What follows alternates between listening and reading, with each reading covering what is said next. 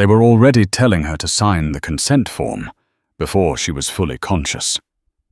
The paper hovered above her chest, shaking in a young nurse's hand as the gurney rattled down the emergency corridor. Fluorescent lights sliced across the ceiling like blades. Someone shouted her blood pressure. Someone else said her name wrong. Margaret Collins tasted iron and winter salt and the sharp panic of realizing her legs weren't responding. "Please," she whispered, voice raw, stripped of command. "Just make it fast." The words surprised even her. They sounded like surrender. Margaret Collins did not surrender.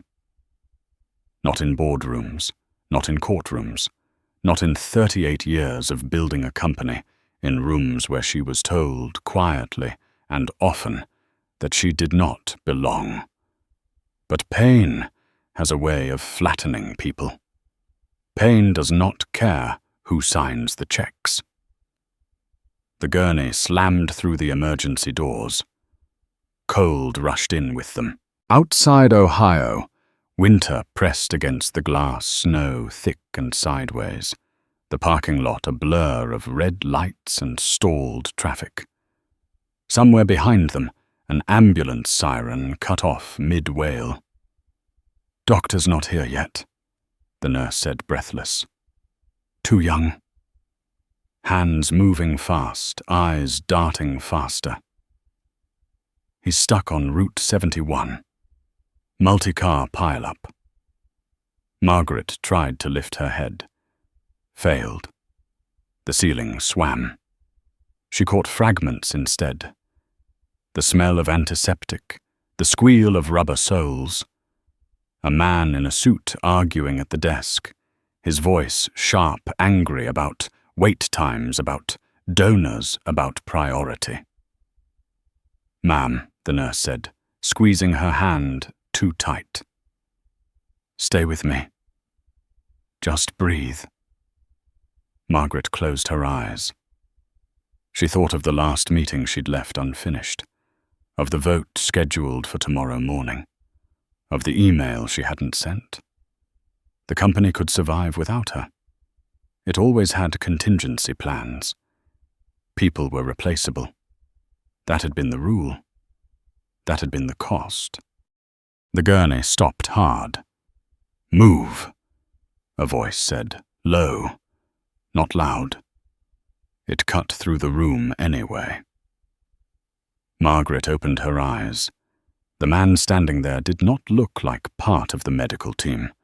No scrubs, no badge clipped high and proud. Just a faded security jacket, shoulders rounded with age boots, scuffed at the toes. His hair was grey, not carefully grey.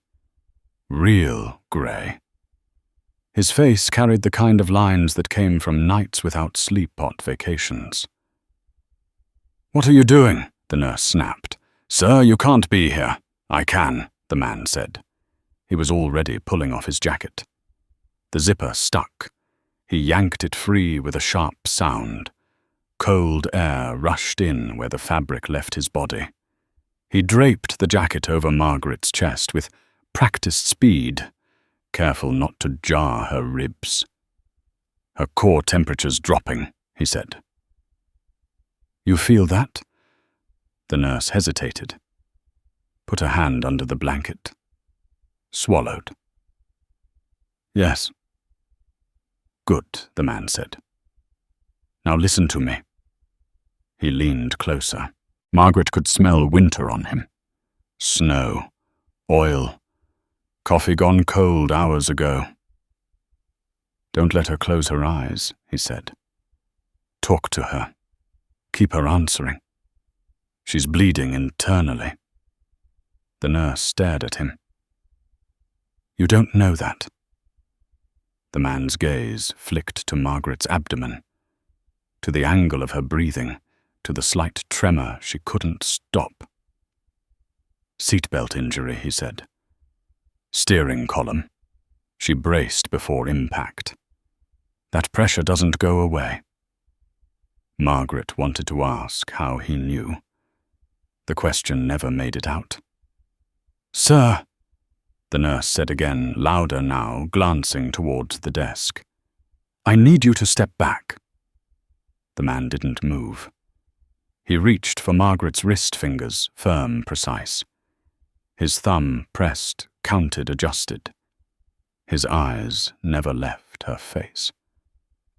"What's your name?" he asked her. Margaret stared at him. The room seemed to tilt toward his voice, as if it were the only solid thing left. "Margaret. Margaret," he repeated. Not soft. Steady. "I'm Daniel." "You're going to answer me all right." She nodded once. "Good," he said. "Now breathe with me.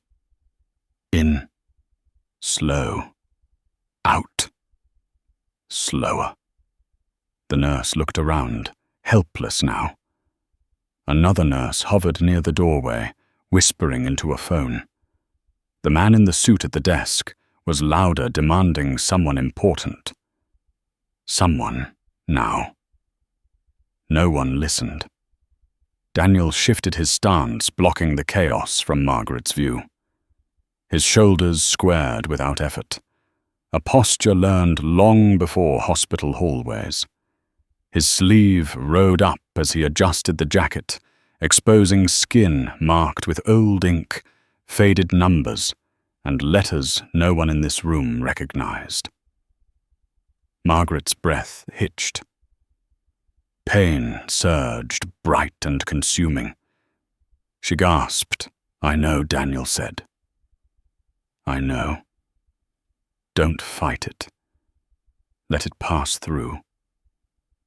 Her hand tightened around his wrist.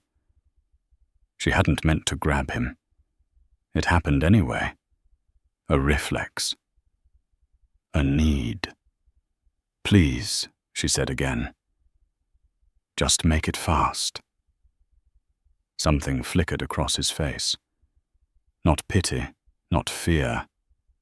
Recognition. He bent closer, voice dropping, controlled. "No," he said. "We don't rush this." The nurse bristled. "Sir, the doctor will get here." Daniel finished. "And when he does, she needs to still be here to meet him." He looked at Margaret again. Really looked.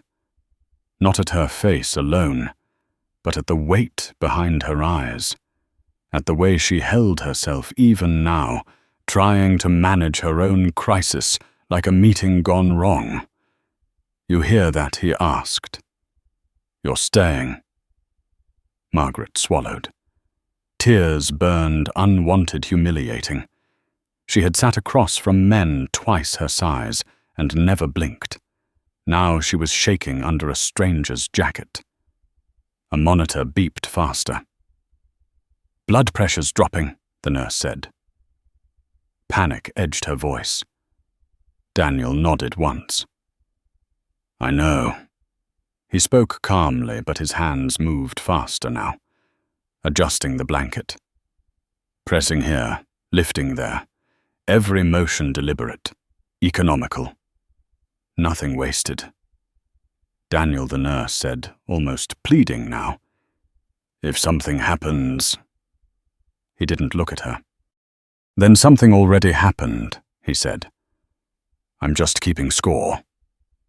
Margaret's vision tunneled. The ceiling lights blurred into white streaks. The sounds stretched, warped. Somewhere far away, doors banged open. Footsteps ran. She felt Daniel's hand tighten around hers. Not hard. Certain. "Stay," he said. "You don't get to leave yet."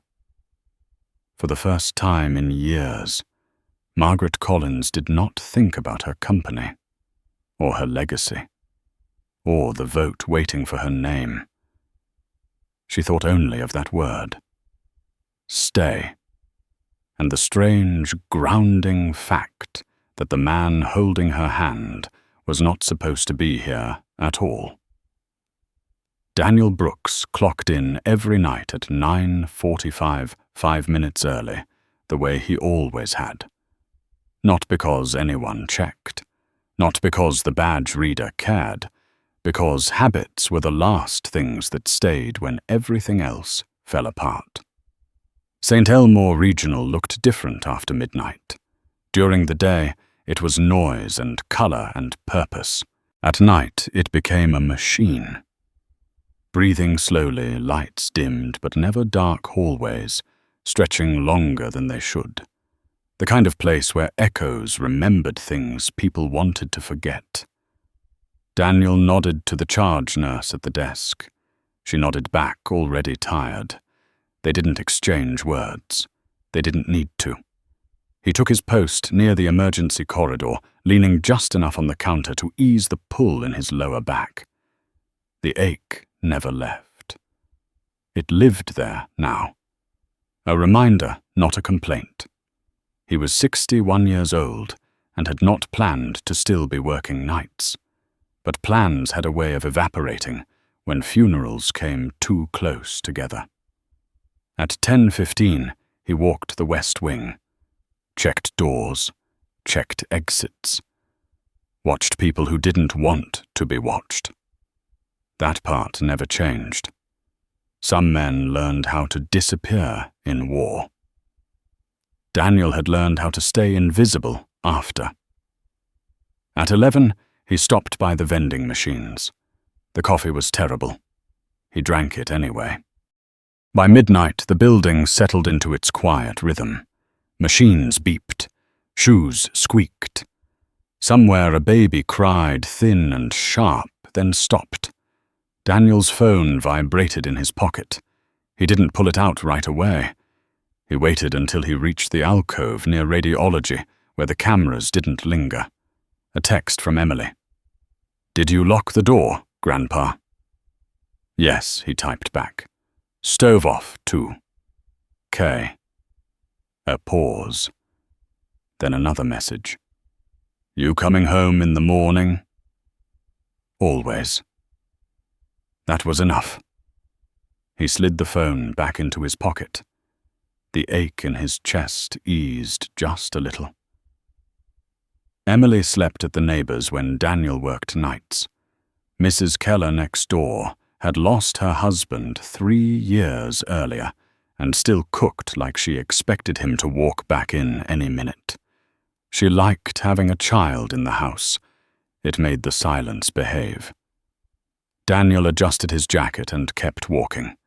People assumed things about him. They saw the uniform and filed him away. Old security guard, retired, harmless. Someone who opened doors and pointed directions and cleaned up coffee spills when volunteers missed them. Someone who stayed in his lane. They did not see the nights that came back uninvited. The smell of wood rubber. The sound a chest made when it collapsed the wrong way. The weight of a body that stopped being a body halfway through carrying it. They did not see the paperwork, the letters, the polite explanations about why recertification had lapsed, why continuing education credits went unfinished, why civilian hospitals wanted fresh hands, not hands that shook once in a while when sirens screamed too close. Daniel did not argue. He did not beg. He took the job offered. He learned the hallways. He learned the faces. He learned which cries meant fear, and which meant pain, and which meant someone about to die. At 12:41 in the morning, the radio crackled. Static first. Then a voice, too fast. Incoming trauma. Single vehicle. High speed. Female patient. 5 minutes out. Daniel felt it before the words finished.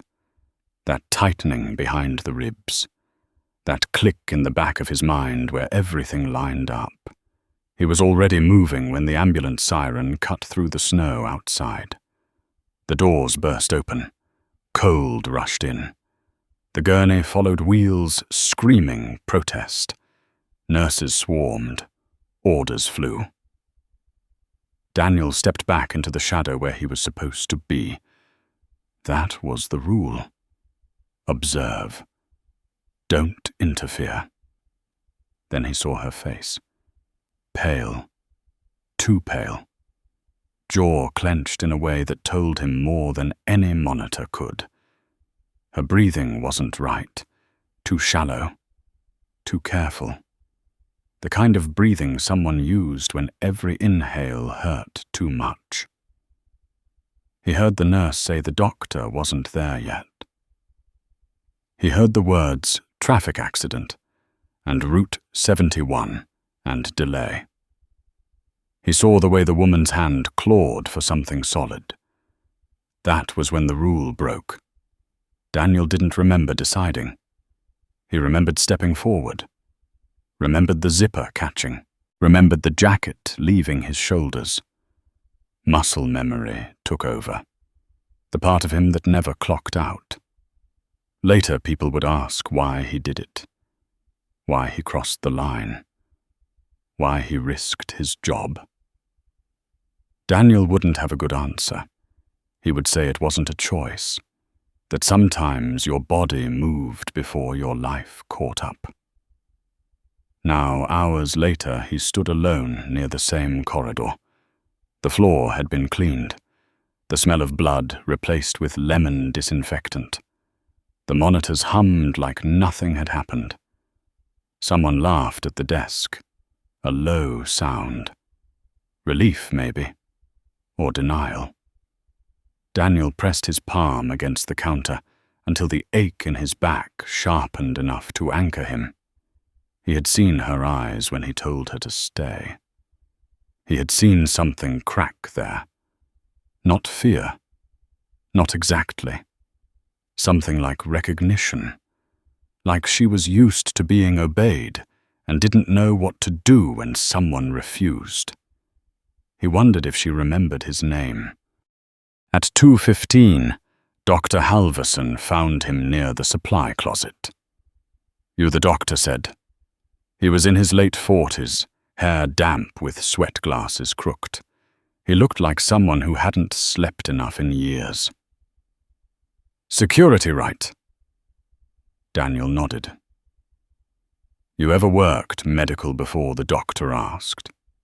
Not accusing. Curious. Daniel considered the question. A long time ago. Halverson studied him. "You stabilized her?" "Yes." The doctor exhaled. She would have crashed without that. Daniel didn't respond. Praise made him uncomfortable. It always had. Administration's going to ask questions. Halverson added. "Risk management hates surprises." "I know," Daniel said. Halverson hesitated. "You saved her life." Daniel shifted his weight. The ache flared. "I kept her here," he said. "That's all." The doctor nodded slowly like he understood the difference. "She's in surgery now. Touch and go." Daniel closed his eyes for half a second. Opened them again. "Thank you for telling me." Halverson walked away. The rest of the shift passed the way nights always did. Slowly. Quietly. One footstep at a time. At 4 in the morning, snow stopped falling. At 5, the building sighed toward dawn. At 6:10, Daniel signed out. Turned in the radio. Picked up his jacket from the locker where he'd left it. The fabric still smelled faintly of antiseptic and winter. Outside, the sky was pale and undecided. He drove home carefully, every movement measured. When he unlocked the front door, the house was warm. Mrs. Keller's lamp glowed in the living room next door. Emily was already awake when he stepped inside.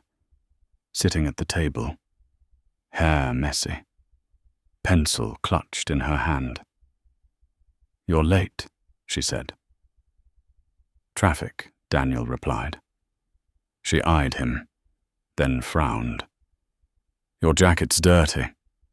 He smiled, just a little. "Yeah." She slid a piece of paper toward him. A drawing, a man standing in a long hallway. Lights above. A small figure on a bed. Something like a blanket draped over them. A bright, uneven heart drawn between their hands. "What's that?" Daniel asked. Emily shrugged. "Just something I thought of."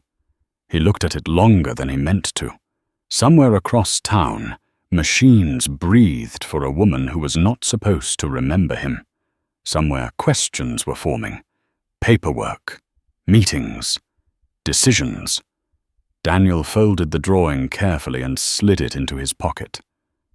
Then he washed his hands, sat down at the table, and helped his granddaughter with her spelling, like the world had not shifted at all. Margaret Collins woke to the sound of machines negotiating her existence. They beeped with confidence she did not feel. A slow rhythm, controlled, artificially calm. Her eyes opened to a ceiling she did not recognize, white, broken by recessed lights and a hairline crack she fixed on until the room stopped spinning. Pain arrived in layers, first dull, then sharp, then everywhere. She tried to move her right hand. It didn't respond. Panic surged, immediate and humiliating. She inhaled too fast. The monitor protested. "Easy," a voice said. Female, older, grounded. "You're all right." "Don't fight it."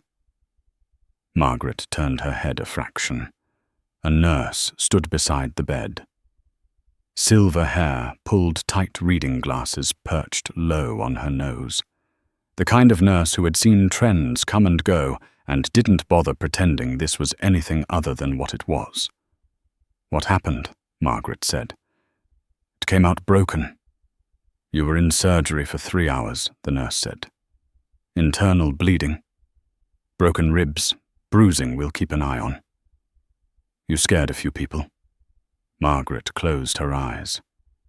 3 hours meant time lost. Decisions made without her. She reached instinctively for control. "My phone." The nurse smiled thin and knowing. "Later." Margaret didn't argue, not yet.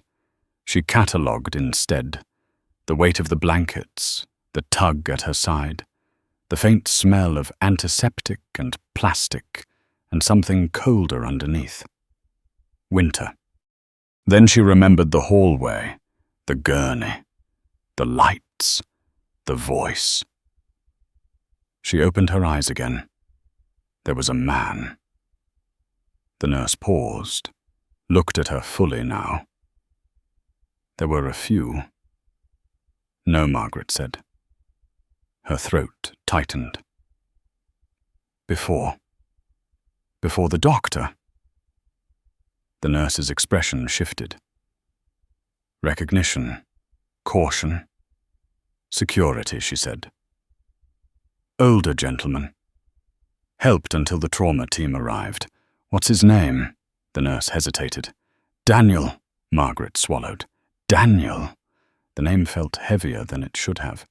She turned it over in her mind, testing it for meaning. She remembered his eyes, the way he hadn't asked permission, the way he'd said no to her. He wasn't supposed to be there, Margaret said quietly. "No," the nurse agreed. He wasn't. Margaret closed her eyes again. For the first time since waking, she didn't think about the company. She thought about the jacket, how it had smelled like cold air and something human, how his hand had stayed steady when everything else was slipping. "What time is it?" she asked. 7:20 in the morning. Who knows I'm here?" The nurse adjusted the IV. Your assistant, the board chair, a few others who know how to keep quiet. Margaret exhaled slowly. Good. She rested in the way people like her rested. Not sleep, more like strategic stillness. By 9, the room had been visited by 2 doctors, a physical therapist, and 1 administrator who spoke too carefully. By 10, her assistant arrived. Evan Price stood at the foot of the bed, tablet clutched like a shield. Early 40s. Crisp suit, eyes alert. He had the look of a man who had built his career predicting disasters 5 minutes before they happened. You're alive, he said. Margaret opened one eye. You sound disappointed. Evan huffed a breath. You scared me. She ignored that. What did I miss? Nothing we couldn't hold, he said. Vote postponed. Press statement drafted. Single vehicle accident due to weather. No alcohol. No other parties. Good. Evan hesitated. Margaret noticed. She always noticed. Say it. There's a complication, he said. Margaret waited. Security intervened before the trauma team arrived, Evan said carefully. Risk flagged it. Dr. Halverson confirmed it was effective. Margaret stared at the ceiling again. I didn't ask if it was effective. Evan swallowed. He wasn't authorized. I know, she said. What else? There were witnesses. Margaret turned her head, looked at him directly now. How many? Enough. Silence stretched. Evan shifted his weight. He was good at pressure, not immune to it. What's his last name? Margaret asked. Brooks. The name landed heavier than the first. Background, she said. Evan shook his head. Not much on file. Security contract. Clean record. Age 61. Former military medical training from what HR can see. Certification lapsed years ago. Why? Margaret asked. We don't know yet. Margaret considered that. Former military medical. Lapsed. Working nights. Her mind began to build a structure around the facts the way it always did. Something here did not align. Do not mention him, she said. Evan blinked. At all. Not in the statement, not to the board, not to the press. That might look contained, Margaret cut in. Which is what we need right now. Evan nodded, though something in his eyes suggested unease. Understood. When he left the room, felt quieter. Margaret lay there listening to the machines again. Negotiating. Bargaining. She should have felt relief. She had survived. She had control back. This was the part she knew how to do. Instead, something itched at the back of her mind. Not guilt. Not yet. Something more dangerous. Doubt. By late afternoon, pain medication softened the edges of everything. Margaret drifted in and out, dreams tangled with memory. She saw a hallway again. Longer this time. Empty. She walked it alone, heels clicking until she realized no one was watching.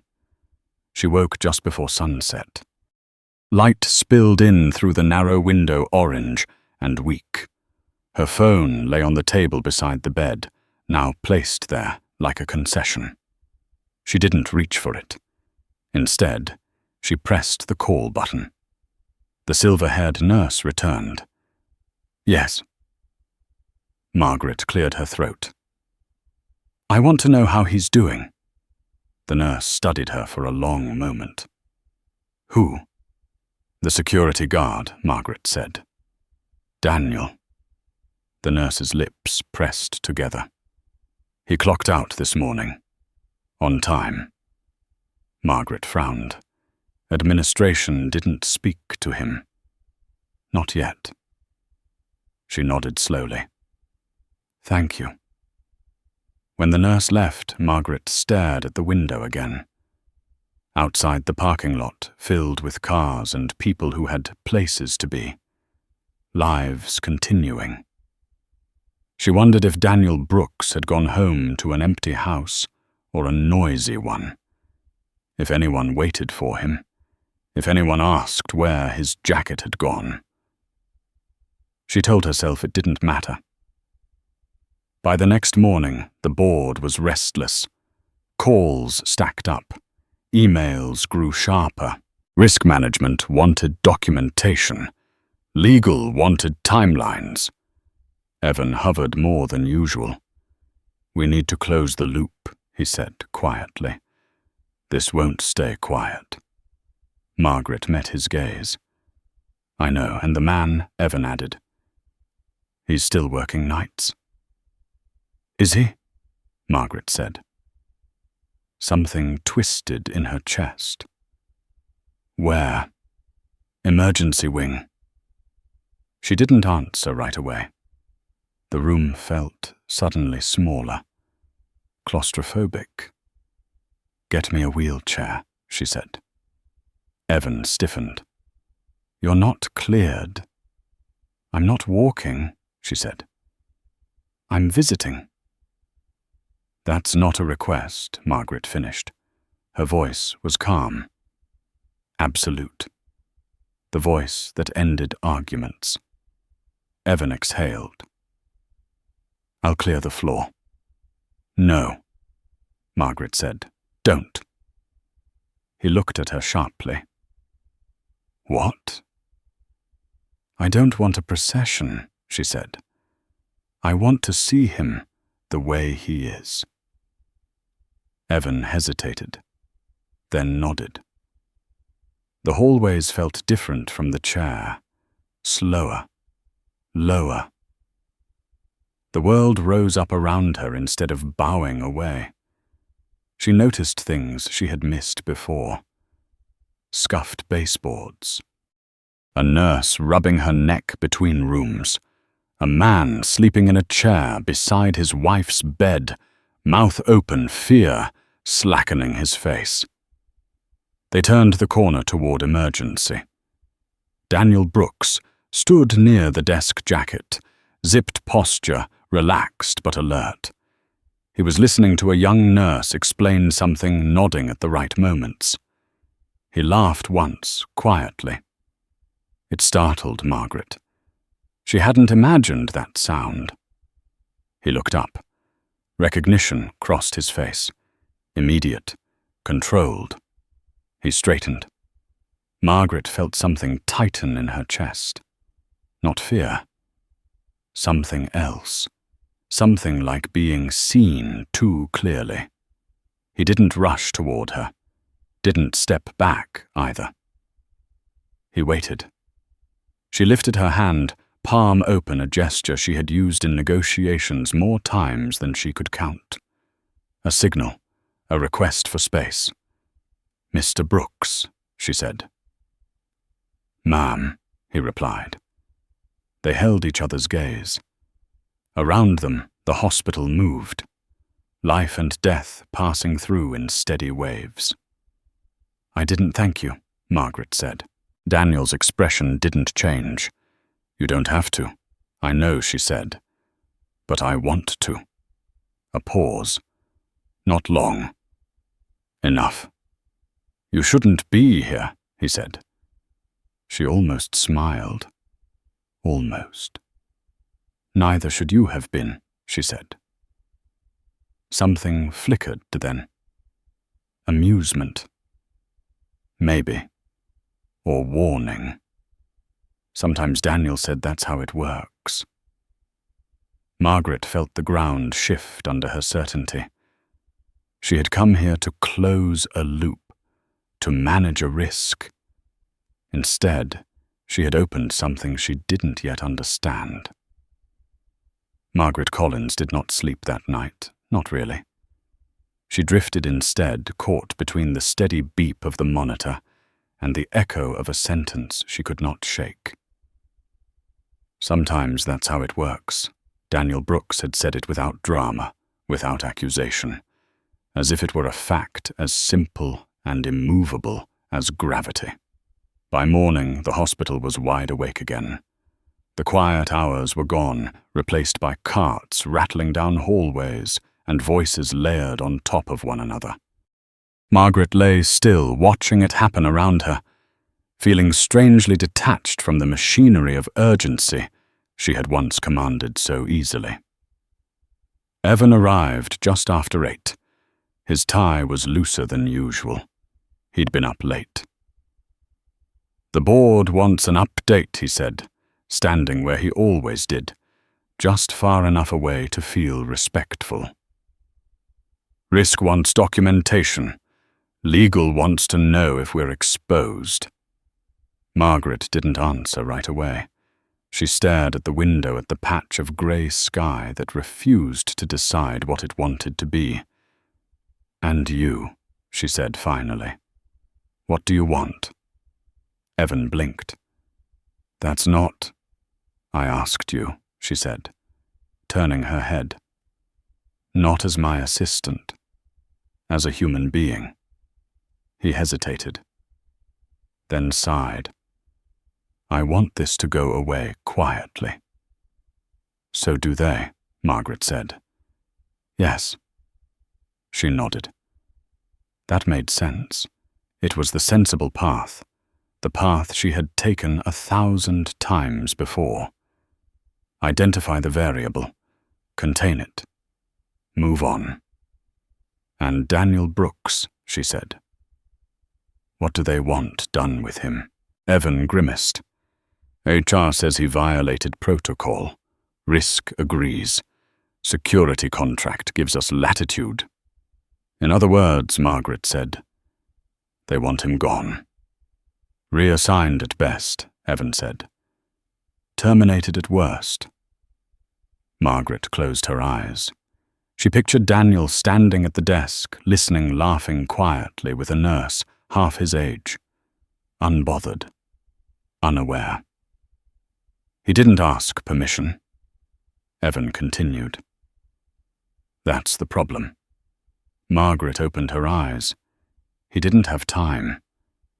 Evan studied her. "That's not how they'll see it." "I know," she said. Silence stretched between them. Evan shifted his weight. He had learned to read her pauses. This one was dangerous. "Give me the rest of the day," Margaret said. For what Evan asked.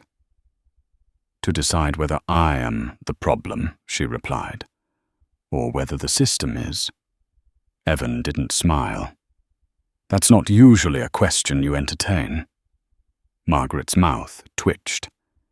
Age does strange things. When Evan left, Margaret asked for the television remote. She flipped past the morning shows. Past the weather. Past the stock ticker. She stopped on a local news channel, volume low. A reporter stood outside the hospital. The headline beneath her read, "Weather-related accident sends local CEO to hospital." Margaret watched her own image flash briefly on screen. A headshot taken years ago. Polished. Controlled. A version of herself that felt increasingly distant. The reporter moved on. No mention of a security guard. No mention of protocol violations or internal debates. For now, the loop remained open. By early afternoon, Margaret was cleared for limited movement. The physical therapist helped her sit up, helped her stand. Each step was a negotiation, with pain she had never learned to outsource. I'll be back tomorrow, the therapist said gently. Don't push it. Margaret smiled thinly. I don't know how not to. When the room emptied again, she reached for her phone.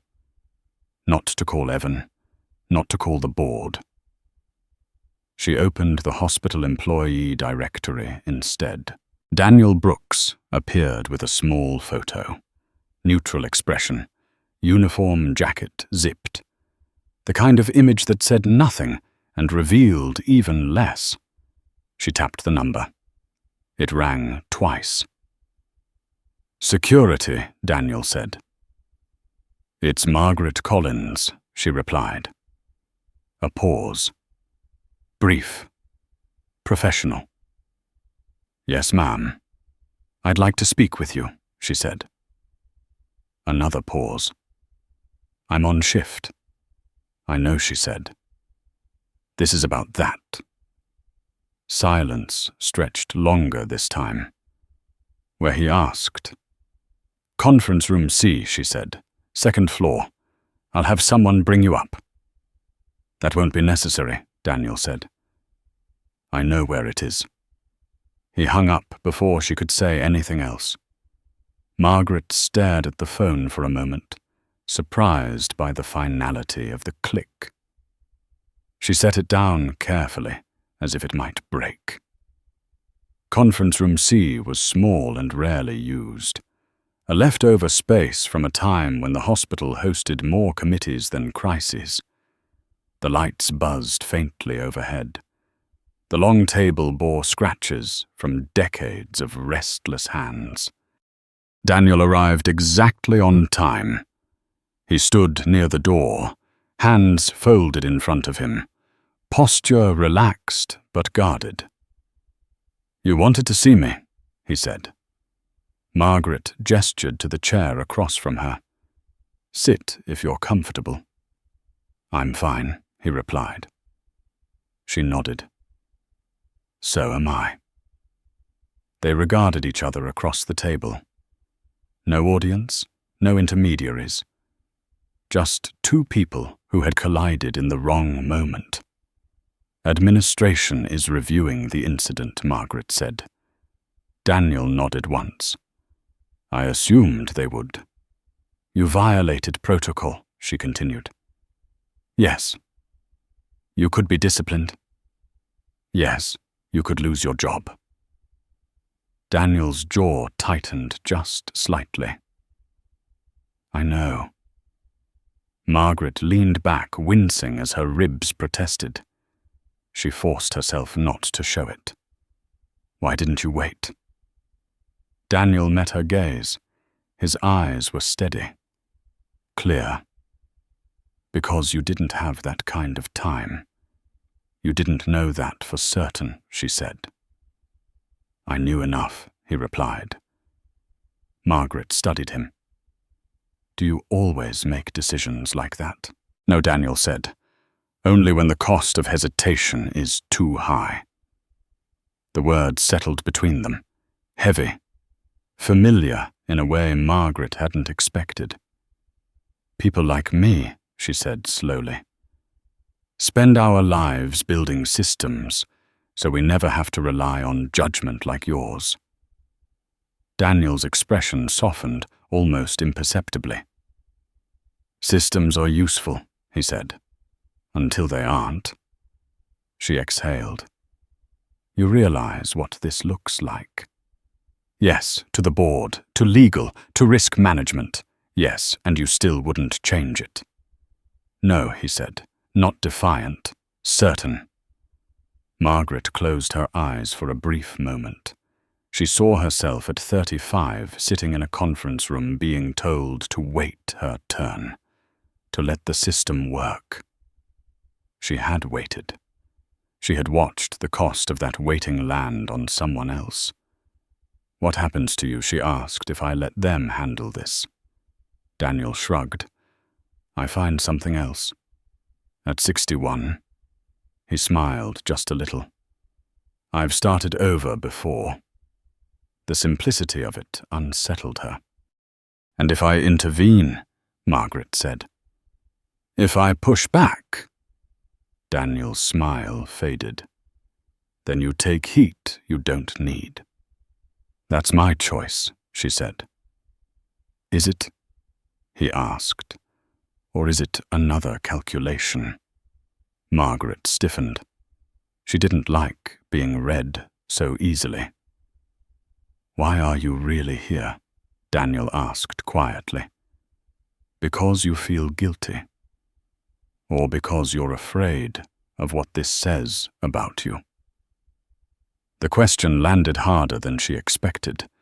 Her mouth opened, closed. She looked away. I don't like owing people, she said at last. Daniel nodded. I gathered.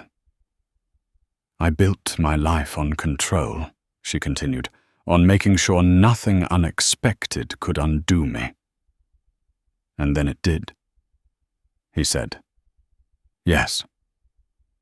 Silence filled the room again. Not uncomfortable, just honest. I don't want a medal, Daniel said, or a statement, or a story. I know, Margaret said. I don't even want thanks, he added. She looked back at him. What do you want? He considered that. I want you to understand that what I did wasn't about you. Margaret's breath caught. Then what was it about?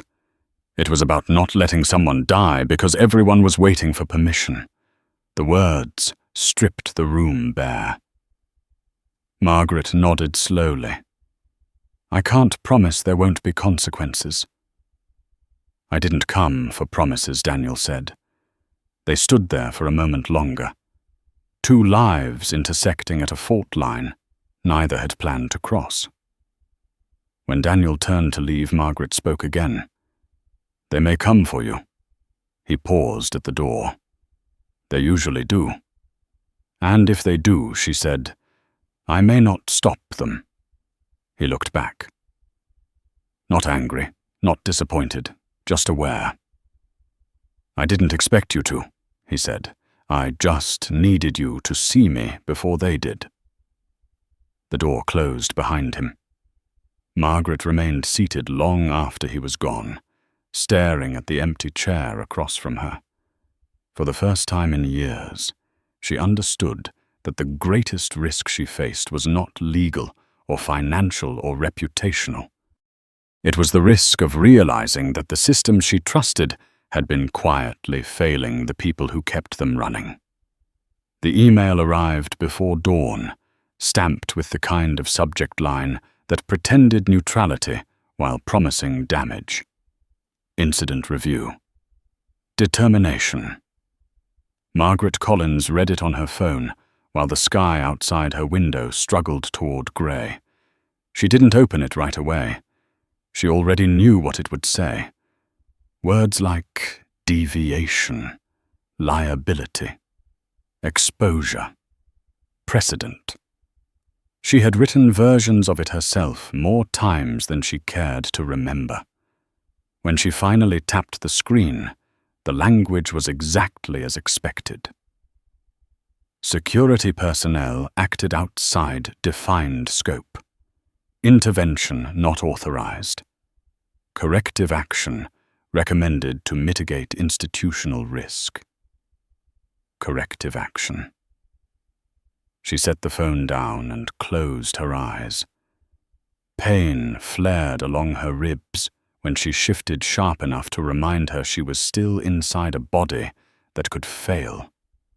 That was new. That vulnerability. It made the words harder to ignore. By 8:30, Evan was in her room again. Tablet under his arm, jaw tight. They moved faster than I thought he said. You always say that? Margaret replied. This time it's true, Evan said. HR wants him suspended pending review. Legal wants a statement ready in case this leaks. Leaks don't just happen, Margaret said. Evan didn't argue. They're worried about optics. Margaret laughed softly. It hurt to do it. They're worried about losing control. That, too. She stared at the wall. The paint had a faint crack running through it, almost invisible, unless you knew where to look. Has anyone spoken to him? Not yet, Evan said. Security supervisor's been told to handle it quietly. Quietly, Margaret repeated. Meaning early. Evan hesitated. Meaning before his next shift. Something cold settled in her stomach. What time does he start? 9:45, Evan said. He's probably on his way. Margaret pushed the blankets aside, ignoring the protest from her body. Get me a car! Evan's eyes widened. You're not discharged. I'm not running a marathon, she said. I'm going downstairs. That's a terrible idea. So is this, she said, holding up the phone. They rode the elevator in silence. Margaret leaned against the wall, breathing through the pain, refusing the wheelchair Evan had insisted on. The doors opened onto the main lobby, already busy with morning traffic. Volunteers in red vests, families with coffee cups, a man arguing with the valet. Daniel Brooks stood near the security desk jacket on radio clipped to his shoulder. He looked the same as he had the day before, unrushed, grounded, as if nothing in the world had shifted under his feet. The supervisor stood with him, a younger man with too much authority in his posture. He was talking. Daniel listened. Margaret saw it then. The envelope in the supervisor's hand. Plain, official, final. She stepped forward. The supervisor turned, startled. Miss Collins. Daniel followed his gaze.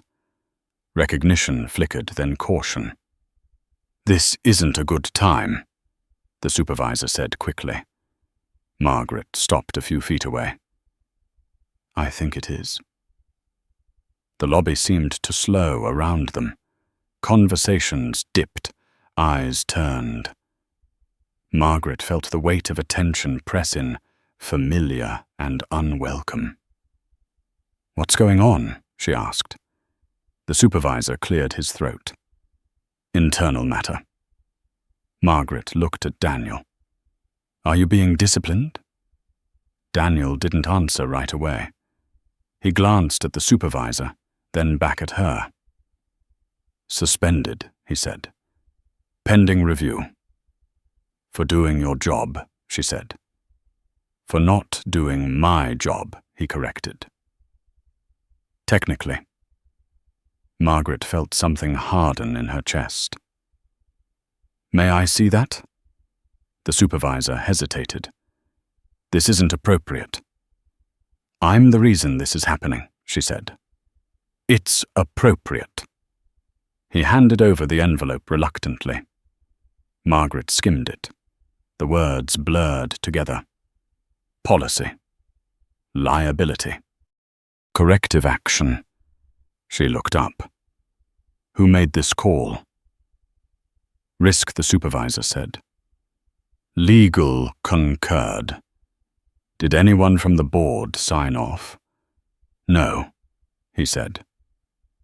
Margaret nodded once. Then this is premature. The supervisor stiffened. With respect, Ms. Collins, this is a hospital matter. So is my presence here, she said. Her voice carried. She didn't lower it. Daniel shifted slightly. You don't need to do this. I know, she said. That's not why I am. She turned to the supervisor. He does not leave this building until the board has reviewed the full context. That's not a suggestion, she said.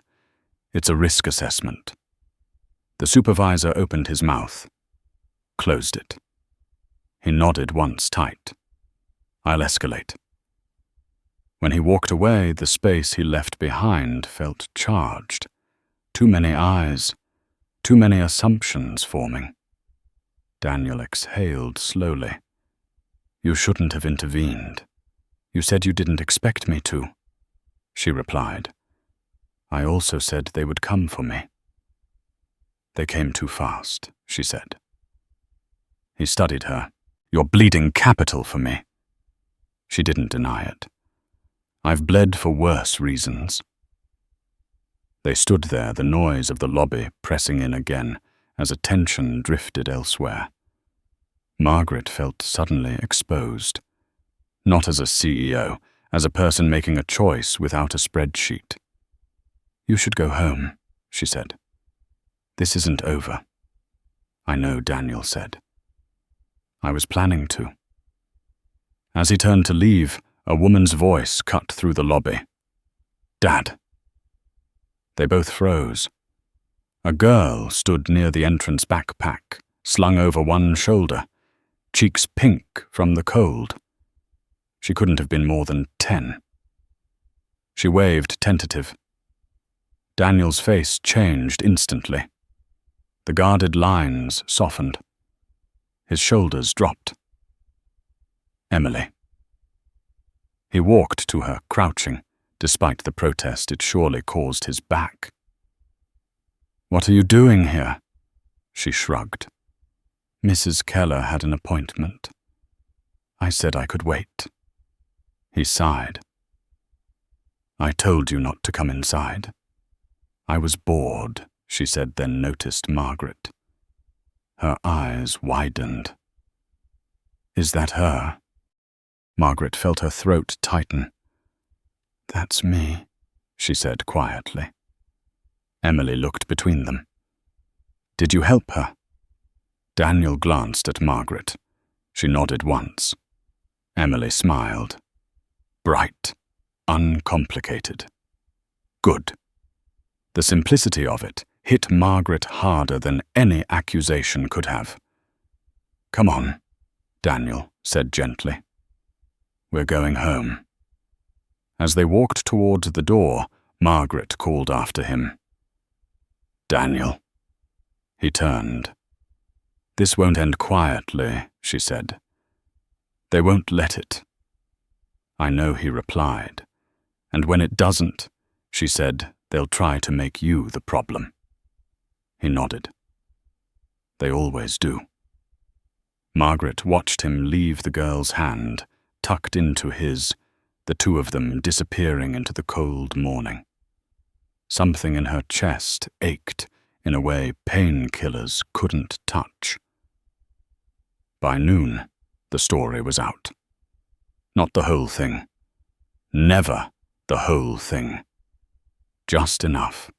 Anonymous sources, internal review, questions about protocol breaches, a headline that danced around. The truth without naming it. Evan burst into her room, flushed. We have a problem. We always do, Margaret said. This one has teeth, he replied. Veterans groups are asking questions. Someone recognized his name. Margaret's pulse quickened. From where? Old service records, Evan said. A photo circulated. He was part of a unit that took heavy losses overseas. Saved people. Lost people. Margaret closed her eyes. She saw the faded tattoo on his wrist, the numbers she hadn't understood. They're framing it now, Evan continued. Hero versus bureaucracy. It's gaining traction. Margaret let out a slow breath. And risk, panicking, Evan said. Legal wants you silent. Margaret opened her eyes. Evan stared. No what? No silence, she said. Not this time. She swung her legs over the side of the bed, ignoring the flare of pain. If they want a narrative, she said, we're going to give them one they can't control. Evan hesitated. This could cost you. Margaret stood, steadying herself. Some things should. As the afternoon wore on, calls stacked up, messages, requests. Margaret ignored them all. She had made her decision. Somewhere across town, Daniel Brooks sat at his kitchen table envelope, unopened, Emily coloring beside him, the television murmuring in the background. He did not know yet that the quiet life he had built so carefully was about to fracture. And Margaret Collins, for the first time in decades, was ready to let it. The press conference was not on the calendar. That was the first thing everyone noticed.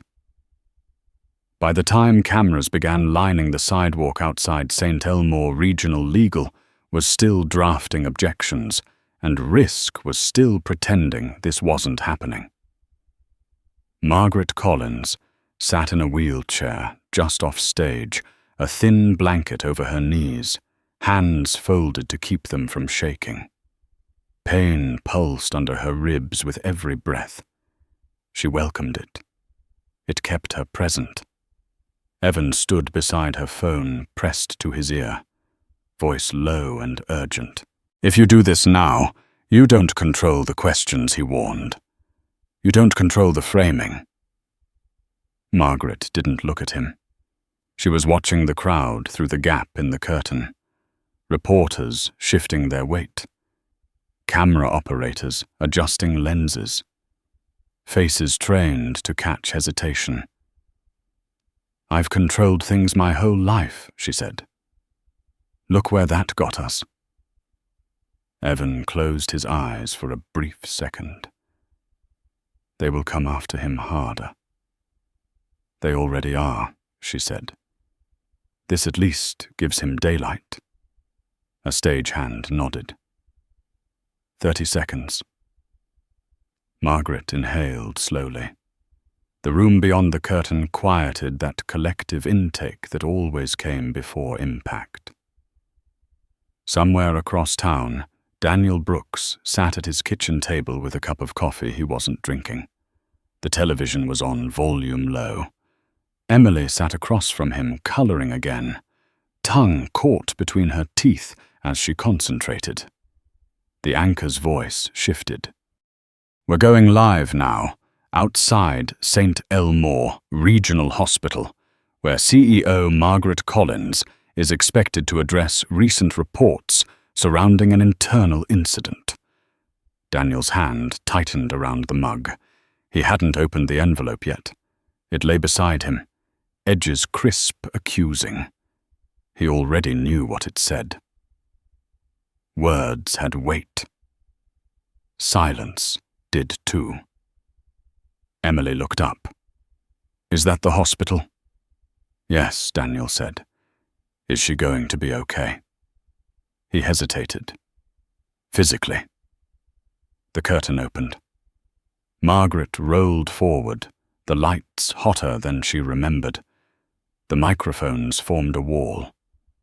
She could feel the eyes settle on her, measuring weakness, searching for cracks. She didn't wait for the moderator. Thank you for coming, she said. Her voice was steady, though it cost her something to keep it that way. I'm not here to talk about the accident. I'm here to talk about what happened afterward. A murmur rippled through the crowd. Last week, she continued, I was brought into this hospital after a severe car crash. I was in critical condition. The attending physician had not yet arrived. She paused. The silence stretched. Cameras leaned in. A member of the night security staff intervened, she said. Not for recognition, not for reward. He acted because someone was dying in front of him. Questions exploded, shouted from every direction. Margaret raised a hand. They quieted reluctantly. His name is Daniel Brooks, she said. He is 61 years old. He is a widower. a grandfather, a veteran with medical training acquired in places most of us will never see. Across town, the mug slipped from Daniel's hand and shattered on the tile. Emily jumped. "Grandpa," she said. Daniel didn't answer. He stared at the screen. Margaret's face filled it now. Older, paler, unarmored. When I regained consciousness, she went on. I made a choice. A familiar one. I chose silence. I chose containment. I chose the system. Her jaw tightened. That choice nearly cost this man his livelihood. The crowd stilled. Our internal review cited protocol, Margaret said. Liability. Risk. All the usual words we use when we want to avoid accountability. A reporter shouted, "Are you saying the hospital was wrong?" Margaret didn't flinch. "I'm saying I was." A sharp intake of breath. Someone cursed under their breath. "I built my career on structure," she said. "On rules, on processes designed to protect institutions. What I forgot was that institutions are only as ethical as the people they protect." Daniel sank into his chair. Emily watched him, confused, worried. "She's talking about you," Emily whispered. He nodded once.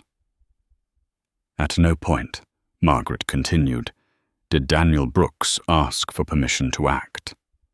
And if he had, I would not be here to speak to you now. A reporter called out. "Are you concerned about legal exposure?" Margaret met the question head on. "I am more concerned about moral exposure."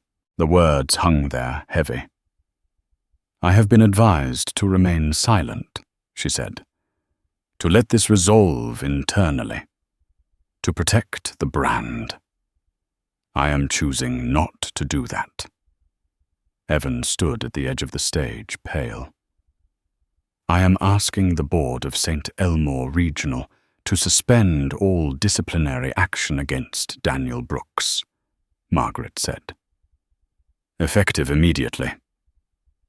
The murmurs turned electric, and she added, "I am asking the public to remember something we seem to have misplaced, that sometimes the right thing is not authorized, that sometimes the system fails and a human being has to step in."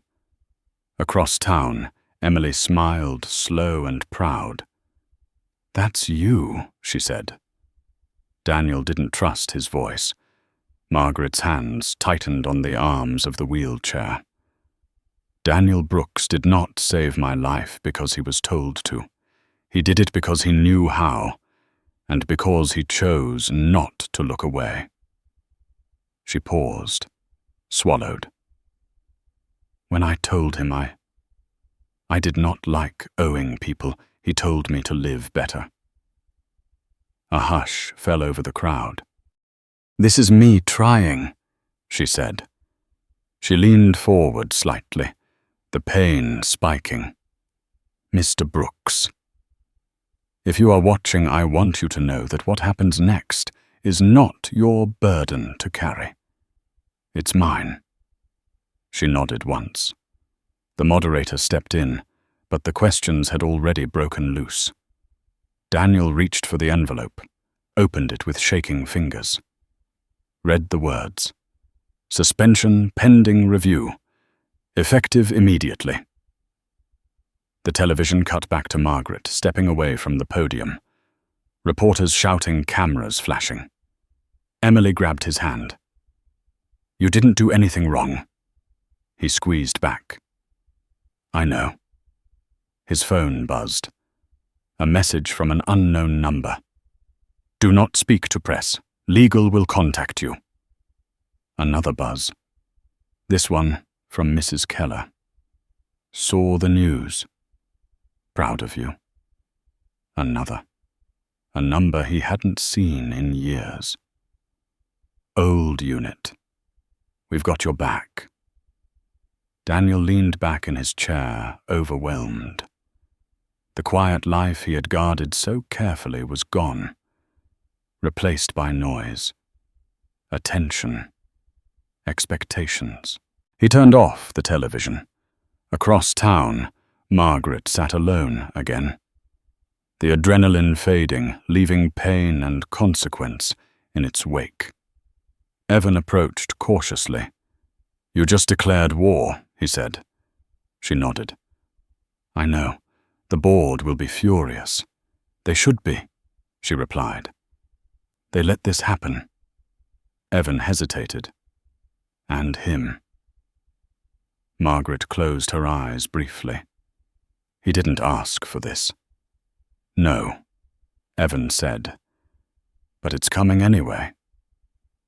Margaret looked out the window at the city stretching on, indifferent and alive.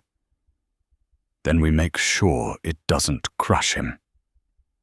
That night, as snow began to fall again, two people sat in different houses, staring at the same dark sky, each aware that a line had been crossed. One had chosen to step forward. The other had been dragged into the light. Neither of them knew yet what the cost would be. The backlash came faster than either of them expected. By morning, the narrative had hardened. Headlines sharpened their angles. Veteran acts outside protocol. CEO undermines hospital authority. Risk versus recklessness. Every outlet chose its side, and none of them asked Daniel Brooks what it felt like to have his name spoken by strangers who had never met him. He didn't leave the house. Emily sat at the kitchen table homework, spread out but untouched. The television stayed off. The quiet felt different now, pressurized, like the moment before a storm breaks a window. Daniel's phone buzzed again. Another unknown number. Another message he didn't open. He turned the device face down and pushed it away. "You're famous," Emily said softly. He looked at her. "No." "Yes," she insisted.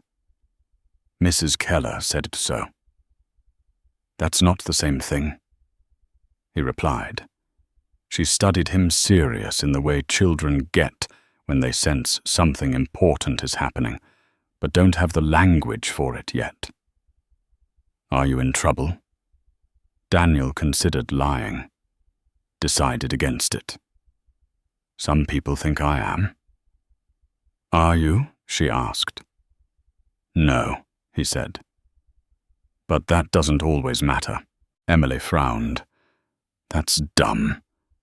He almost smiled.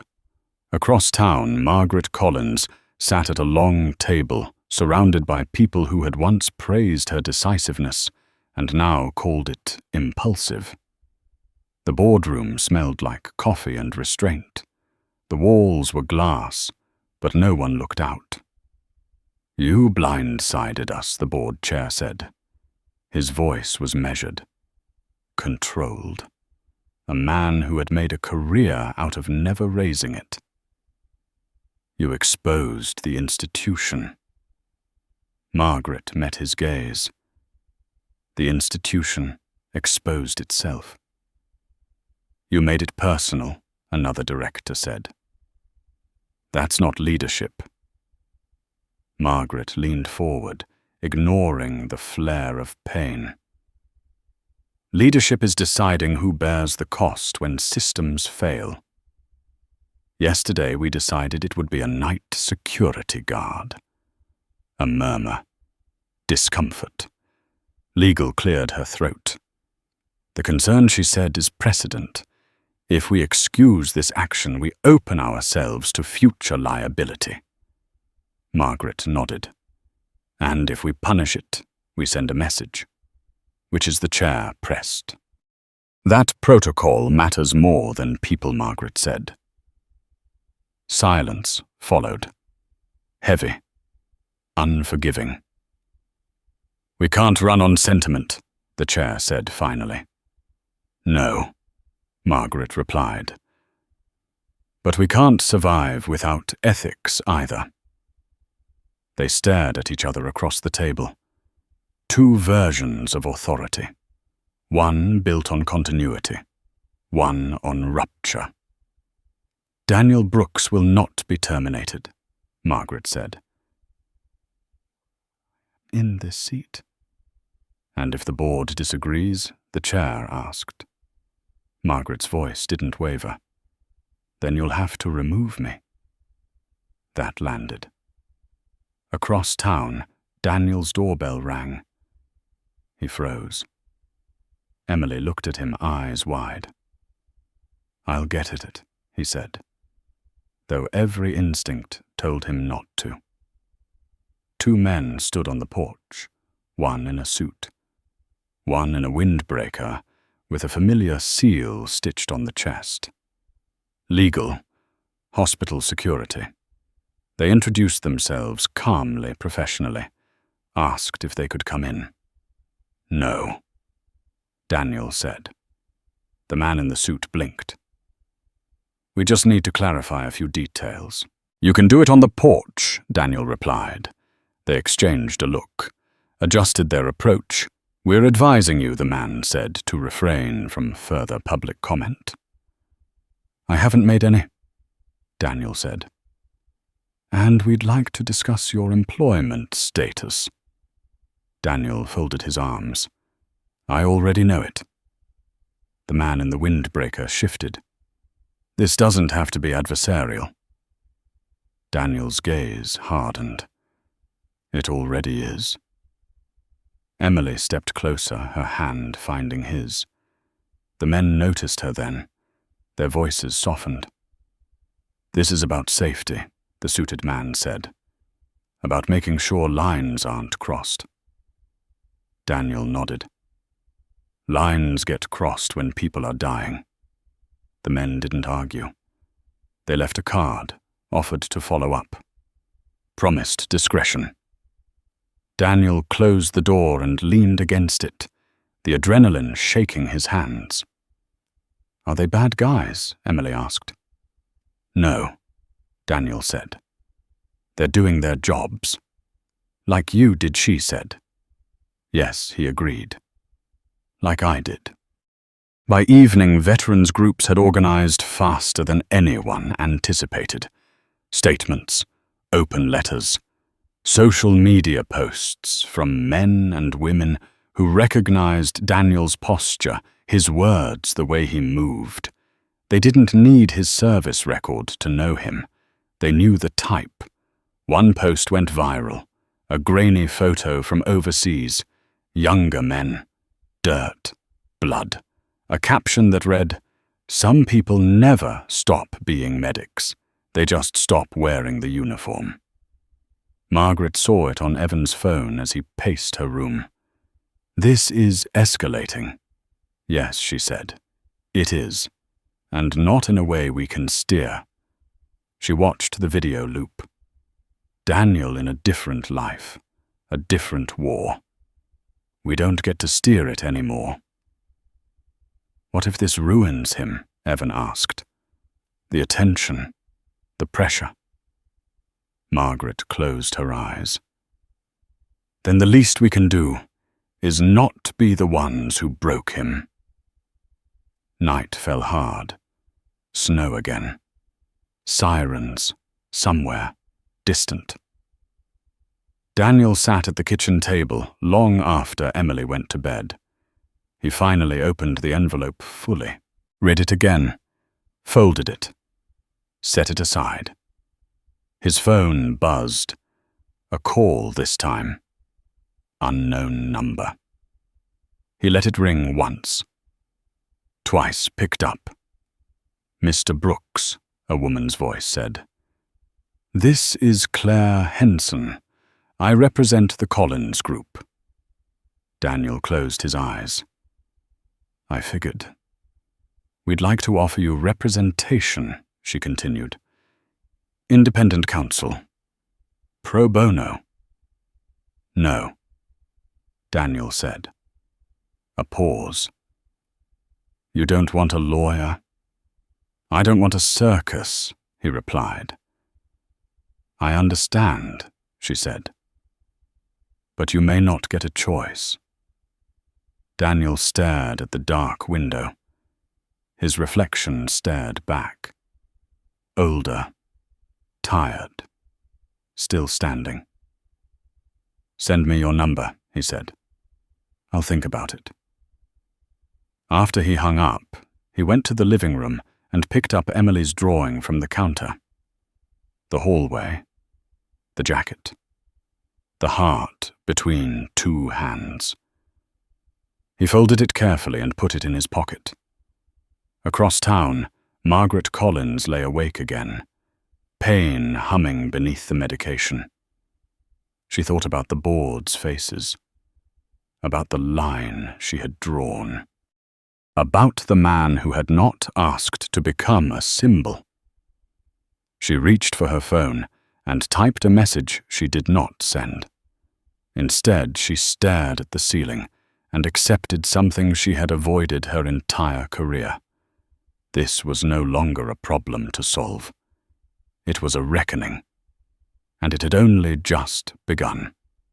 Daniel Brooks learned what it meant to be visible on a Tuesday afternoon when a man he didn't recognize waited for him by the mailbox and said his name like they'd known each other for years. I served with your unit, the man said, extending a hand. Daniel didn't take. Different rotation. Word travels.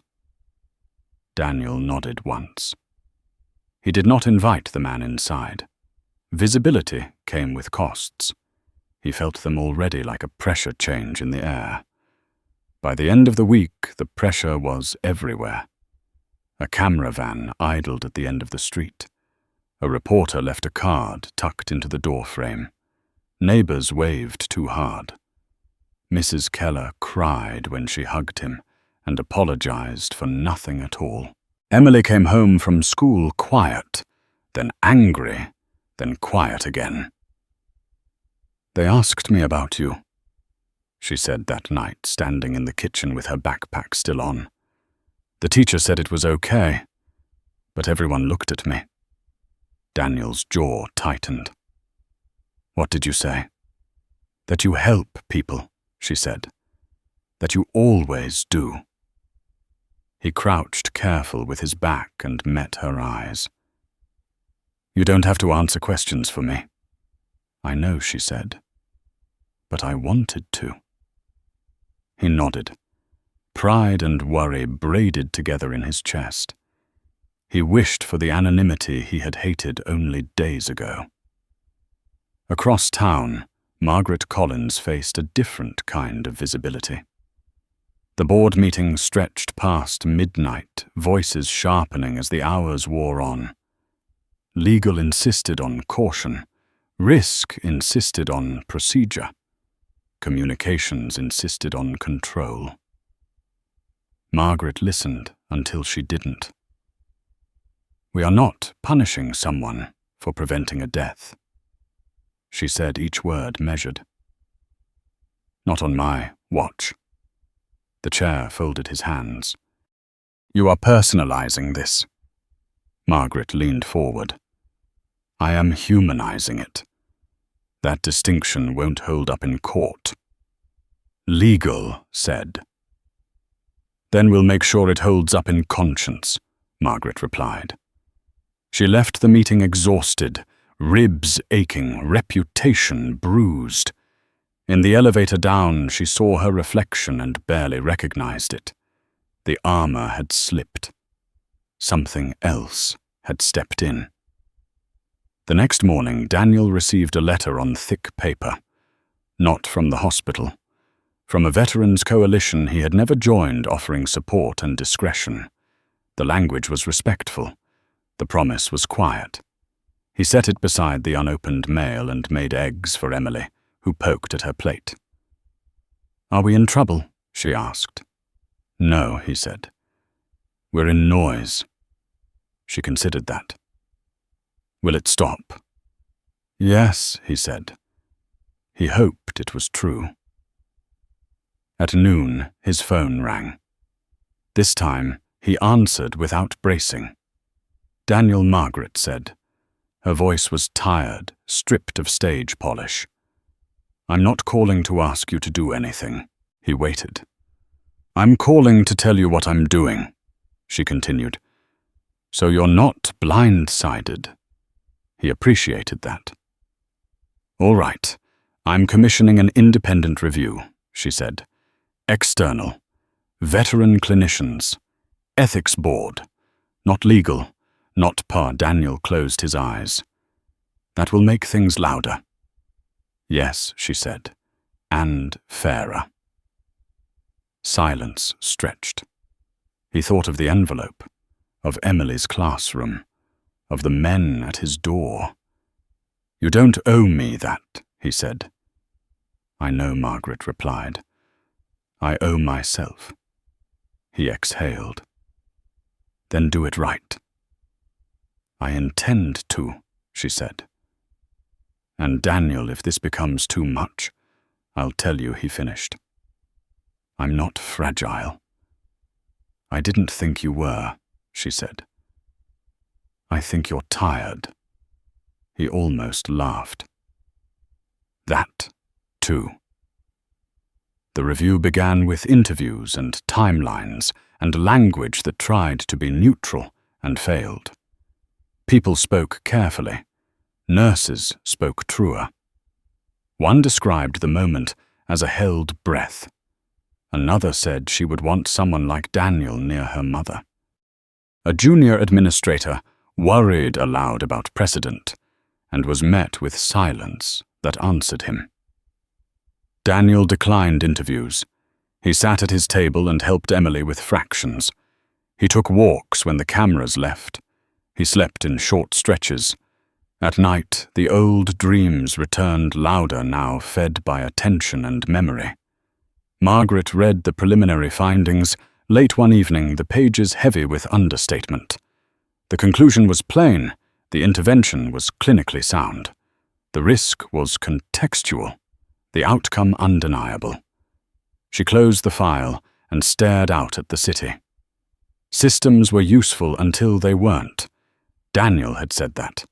She had lived the other half of it. The backlash shifted shape. Some outlets softened. Others doubled down. A columnist accused Margaret of sanctimony. Another called Daniel a folk hero and missed the point entirely. Veterans groups organized a vigil without asking him. He didn't attend. Emily did, with Mrs. Keller holding a candle and saying nothing. On Friday, Daniel returned to the hospital not to work, but to clear his locker. The supervisor met him with an apology that was both sincere and insufficient. Daniel accepted it anyway. He did not need absolution from a hallway. As he walked past the emergency wing, a nurse he barely knew squeezed his arm. "Thank you," she said. He nodded, kept moving. Margaret waited for him in conference room C again. No entourage, no cameras, just a folder on the table and 2 cups of bad coffee. "The review is clear," she said when he sat. "They can't justify discipline." Daniel nodded. "They can try." "They won't," she said. "Not without dragging themselves through daylight." He studied her. "What does that cost you?" She didn't pretend. "Trust, capital, sleep, and you're still doing it." "Yes." He sat back, feeling the weight of weeks settle into something manageable. "Then let's finish it." "There's more," Margaret said. "Not an offer, a question." He waited. "What would you do?" she asked, "if you could help without being consumed by it?" Daniel thought of Emily's classroom, of the men who had texted their support, of the hallway and the jacket and the held breath. "I'd teach," he said. quietly. I'd make fewer emergencies. Margaret nodded. That's what I thought. Outside, snow began again, light and patient. Daniel pulled on his jacket and stood. The noise would not end overnight. The reckoning would not resolve cleanly. But something had shifted, and he felt it settle solid as a hand on his shoulder. At home, Emily met him at the door. "Did you win?" she asked. "No," he said. "We did better than that." She smiled, satisfied with an answer that wasn't simple. Across town, Margaret Collins closed a folder and turned off the light. For the first time since the accident, she slept without negotiating her existence with machines. The noise didn't vanish so much as it thinned the way fog lifts in patches instead of all at once. Daniel Brooks returned to a version of normal that felt unfamiliar now. The cameras stopped parking at the curb. The reporters found newer scandals. His phone still buzzed, but less urgently. He stopped jumping at every knock. He spent his mornings walking Emily to school again, the way he had before the world learned his name. Parents nodded. Some smiled. A few avoided eye contact, unsure which version of him they were supposed to see. He didn't correct them. He had learned that most people preferred their assumptions intact. Inside the school, a small hand-lettered sign had appeared near the nurse's office. First Aid Training. This spring, community volunteers welcome. No name attached. Daniel noticed it anyway. At the hospital, Margaret Collins worked through consequences with the same discipline she had once reserved for quarterly reports. The board did not forgive easily. They respected strength, not disruption. She had offered both, and it unsettled them. A vote loomed. Not to remove her, not yet, but to limit her discretion. Committees were formed. Oversight expanded. The word governance was repeated until it lost meaning. Evan sat across from her late one-evening jacket, draped over the back of his chair. "You knew this would happen?" "Yes," Margaret said. "And you're still fine with it?" She looked at the city through the glass wall of her office, lights blinking like signals from a distance she could not cross anymore. "I'm fine with the cost," she said. "I'm not fine with pretending it wasn't there." He studied her. "You've changed." She didn't argue. The first training session took place in a borrowed classroom at the hospital. Daniel stood at the front with a whiteboard and a marker that squeaked too loudly. 10 people showed up. Nurses, orderlies, a janitor, one administrator who sat in the back and took notes like he might be tested later. Daniel spoke plainly. No war stories, no heroics, just mechanics, airway, pressure, time. He demonstrated with calm hands, corrected mistakes without embarrassment, and reminded them that fear wasted seconds they didn't have. This isn't about doing everything, he said. It's about doing the next right thing. Margaret watched through the glass for a few minutes, unseen. She noted the way people leaned in, the way they relaxed as the room filled with competence instead of anxiety. This was the opposite of a press conference. It mattered more. Afterward, she approached him in the hallway. "You're good at this," she said.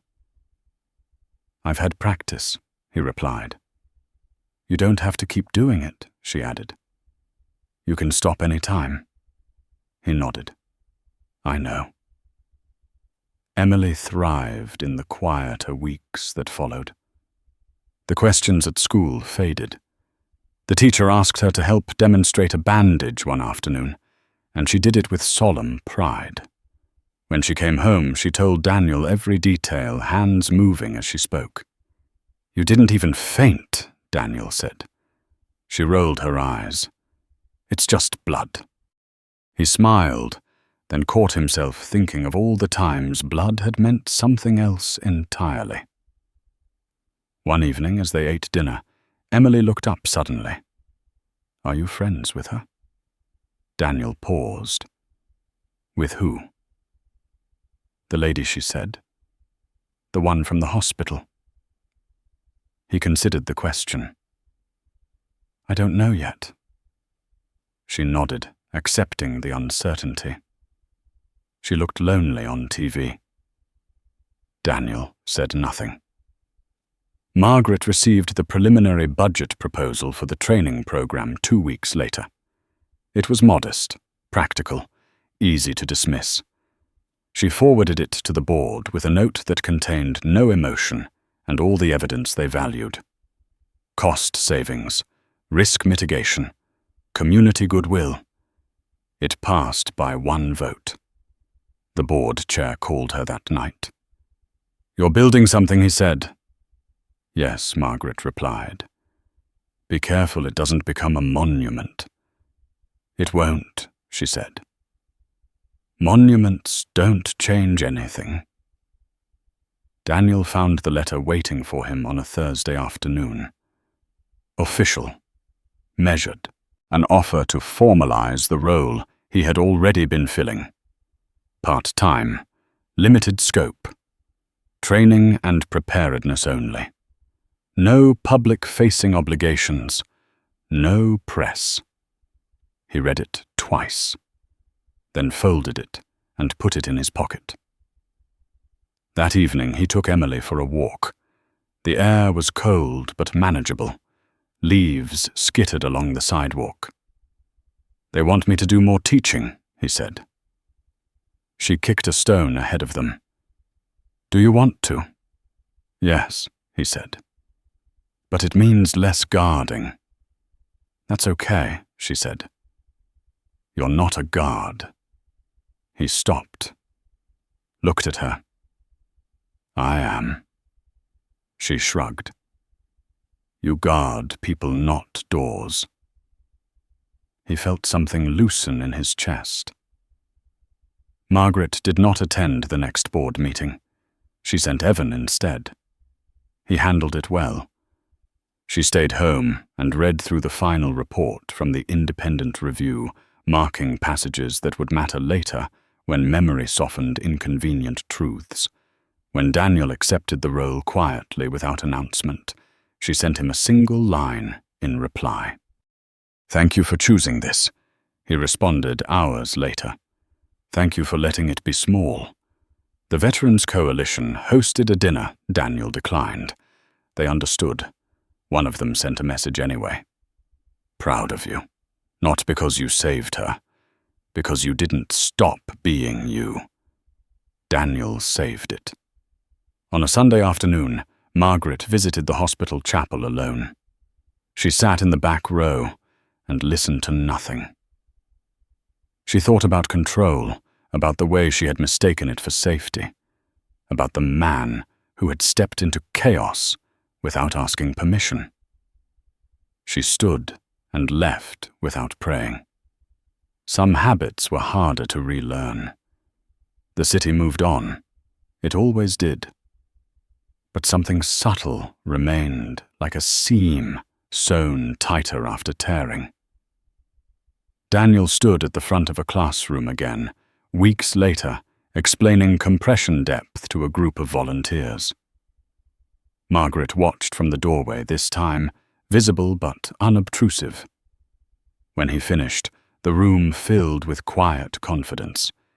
He noticed her, nodded once. Not gratitude, not deference. Recognition. For the first time since the accident, Margaret felt no need to speak. The ribbon was a simple one, blue and unremarkable, stretched across the entrance, like a promise that did not need spectacle. Daniel Brooks stood just inside the doors. Jacket zipped, hands folded loosely. watching people arrive with the quiet attention that had always been his way. There were no cameras, no stage lights, just a steady flow of nurses, aides, volunteers, and a few city officials who understood that this morning was not about them. Snow lingered at the edges of the parking lot, stubborn and thin, refusing to melt completely.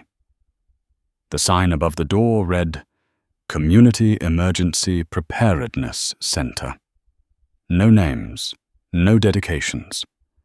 That had been deliberate. Emily stood at Daniel's side, smoothing the front of her coat like she was about to be graded on posture. She had insisted on wearing it, the one with the small stitched heart near the pocket. She tugged his sleeve. "You okay?" "Yes," he said. He meant it. Inside, Margaret Collins waited near the back of the room, leaning on a cane she pretended was temporary. She wore a plain coat hair, pulled back without ceremony. Anyone who did not know her would not have looked twice. That was how she wanted it today. The director of the hospital said a few words, short, practical, about preparedness, about shared responsibility, about the gap between policy and reality, spoken without accusation. When he finished, there was no applause, only a respectful silence that felt earned. Daniel stepped forward, then not because he wanted to, but because it was time. He did not take the microphone. He stood beside it, hands visible, shoulders relaxed. "I'm not here to be thanked," he said, his voice carried without effort. "And I'm not here to be followed." A few smiles, a few nods. "This place exists because emergencies don't wait," he continued. "They don't ask who's on duty or what the rules say. They show up anyway." He paused, looked out at the room. He saw faces he recognized now. People who had learned how to hold pressure, how to keep someone breathing, how to stay present when panic wanted the room to itself. "We train. So fewer people have to make impossible choices," Daniel said. "And so when they do, they're not alone." He stepped back. That was all. Margaret felt the weight of it settle in her chest, solid and grounding. No drama, no absolution, just a line drawn forward. Afterward, people moved through the space in small clusters, touching equipment, asking questions, listening. Emily demonstrated how to wrap a bandage on a foam arm with solemn precision. A nurse laughed softly and let her finish. Margaret approached Daniel when the room thinned. She did not reach for him. She waited until he noticed. "It's done," she said. He nodded. "It started." She smiled, the kind that didn't need an audience. "You kept it honest."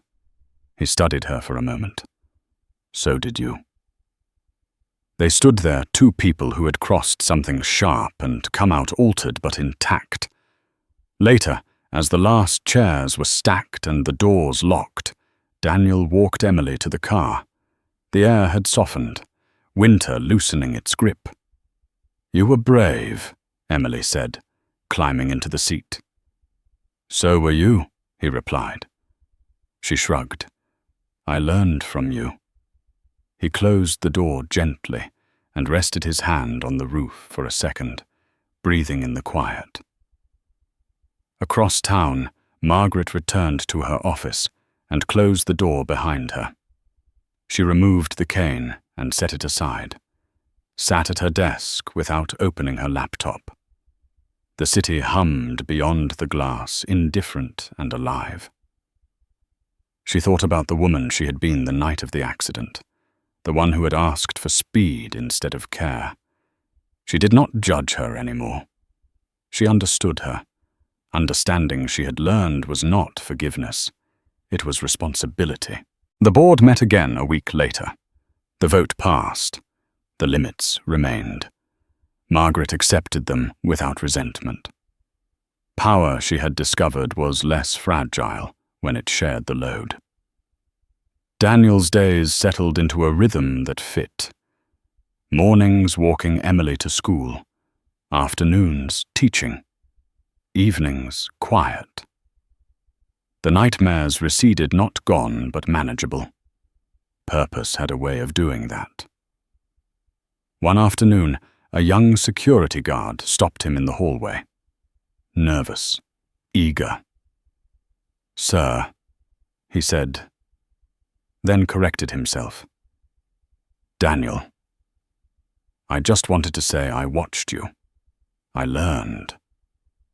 Daniel nodded. "Then pass it on." At home, Emily pinned her old drawing to the refrigerator. The hallway, the jacket, the heart between two hands. She added something new with a crayon. A small doorway, open light spilling out. Daniel noticed it later and said nothing. Some meanings didn't need words. Margaret received a letter in the mail, handwritten, the paper creased and careful. It was from a nurse who had been on shift that night. It thanked her for choosing daylight over comfort. Margaret folded it and placed it in a drawer she reserved for reminders. On a quiet Sunday, she walked the grounds of the hospital alone. Past the emergency entrance, the place where a system had paused and a person had stepped in. She stood there for a long moment, then kept walking. The city would forget the details. It always did. But the practice would remain. The training. The readiness. The hands that knew what to do when time pressed close. That was enough. And if this story moved you, take a moment to like the video, subscribe to the channel, and comment these 3 words so others can find it: to stay human always.